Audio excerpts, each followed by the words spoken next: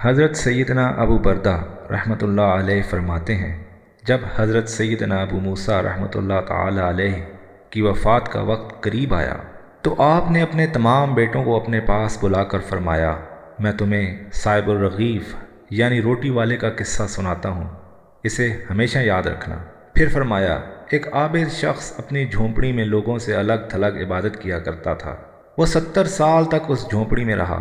اس عرصہ میں کبھی بھی اس نے عبادت کو ترک نہ کیا اور نہ ہی کبھی اپنی جھونپڑی سے باہر آیا۔ پھر ایک دن وہ جھونپڑی سے باہر آیا تو اسے شیطان نے ایک عورت کے فتنے میں مبتلا کر دیا، اور وہ 7 دن یا 7 راتیں اس عورت کے ساتھ رہا۔ 7 دن کے بعد جب اس کی آنکھوں سے غفلت کا پردہ ہٹا تو وہ اپنی اس حرکت پر بہت نادم ہوا اور اللہ تعالیٰ کی بارگاہ میں توبہ کی اور وہاں سے رخصت ہو گیا۔ وہ اپنے اس فعل پر بہت نادم تھا۔ اب اس کی یہ حالت تھی کہ ہر قدم پر نماز پڑھتا اور توبہ کرتا۔ پھر ایک رات وہ ایسی جگہ پہنچا جہاں 12 مسکین رہتے تھے۔ وہ بہت زیادہ تھکا ہوا تھا۔ تھکاوٹ کی وجہ سے وہ ان مسکینوں کے قریب گر پڑا۔ ایک راہب روزانہ ان 12 مسکینوں کو ایک ایک روٹی دیتا تھا۔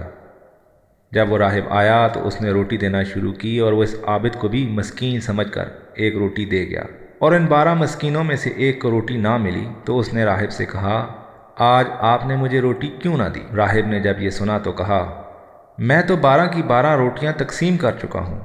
پھر اس نے مسکینوں سے مخاطب ہو کر کہا، کیا تم میں سے کسی کو 2 روٹیاں ملی ہیں؟ سب نے کہا، نہیں، ہمیں تو صرف ایک ہی ملی ہے۔ یہ سن کر راہب نے اس شخص سے کہا، شاید تم دوبارہ روٹی لینا چاہتے ہو، جاؤ، آج کے بعد تمہیں روٹی نہیں ملے گی۔ جب اس عابد نے یہ سنا تو اسے اس مسکین پر بڑا ترس آیا، چنانچہ اس نے وہ روٹی مسکین کو دے دی اور خود بھوکا رہا، اور اسی بھوک کی حالت میں اس کا انتقال ہو گیا۔ جب اس کی 70 سالہ عبادت اور غفلت میں گزری ہوئی 7 راتوں کا وزن کیا گیا تو اللہ پاک کی نافرمانی میں گزاری ہوئی راتیں اس کی 70 سالہ عبادت پر غالب آ گئیں۔ پھر جب ان 7 راتوں کا موازنہ اس روٹی سے کیا گیا جو اس نے مسکین کو دی تھی تو وہ روٹی ان راتوں پر غالب آ گئی اور اس کی مغفرت کر دی گئی۔ اللہ تعالیٰ سے دعا ہے کہ ہمیں بھی وہ اس طرح سے دوسرے لوگوں کو کھانا کھلانے اور اپنی راہ میں خرچ کرنے کی توفیق عطا فرمائے۔ شاید اللہ کی راہ میں دی ہوئی ایک روٹی ہی ہماری مغفرت کا سبب بن جائے۔